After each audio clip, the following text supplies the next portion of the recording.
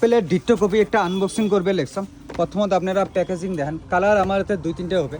Golden কালারও দেখবে, white কালারও দেখবে, ইস্যুও দেখবে।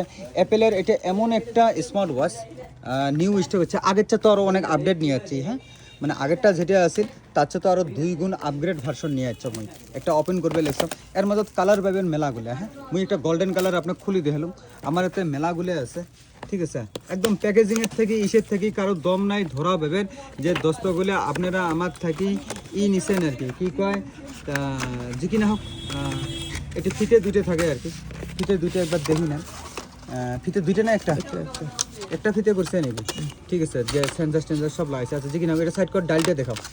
ঠিক আছে, ডালটা দেখাও, মেশিনটা ওপেনিং কর।